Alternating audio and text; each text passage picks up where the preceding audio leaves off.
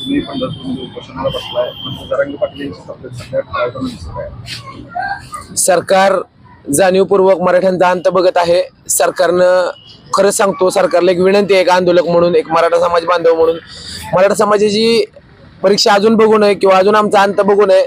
पाटलांना लवकरात लवकर पाटलांपाशी शिष्टमंडळाने जावं व दखल घ्यावी किंवा मराठा समाजाचा जो आरक्षणाचा प्रश्न आहे तो लवकरात लवकर मार्गी लावावा, अन्यथा यांना परिणाम भोगावे लागतील.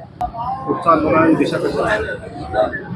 आमच्या आंदोलनाची दिशा मान्य श्री मनोज जरांगे पाटील जी दिशा ठरवतील ती दिशा आम्हाला मान्य असेल. आज मनोज दादांच्या तब्येतीचा एकदम खालावत चालली आहे, मनोज दादा जरांगे पाटलांची तब्येत, म्हणून आज पाठिंबा म्हणून पुन्हा पंढरपूरमधून जे स्थगित केलेलं आमरण उपोषण होतं ते आज परत चालू करत आहे. पुढे जी दादा दिशा ठरवतील त्या दिशेनुसार आम्ही सर्व सकल मराठा समाज त्यांच्या पाठीमागे चालू. उद्या सोलापूर जिल्हा बंदची मागणी आहे. उद्या समस्त सोलापूर जिल्हा बंदची हाक सकल मराठा समाजाने दिली आहे. जरांगे पाटील साहेबांची प्रकृती खालावत चालली आहे, म्हणून उद्या पंढरपूर शहर, तालुका व समस्त सोलापूर जिल्हा बंद राहणार आहे. तरी सर्व व्यापाऱ्यांनी व बहुजन समाजाने सकल मराठा समाजाच्या पाठीमागे व मनोज जरांगे पाटील साहेबांच्या पाठीमागे असंच उभा राहून बंदला उत्स्फूर्त प्रतिसाद द्यावा.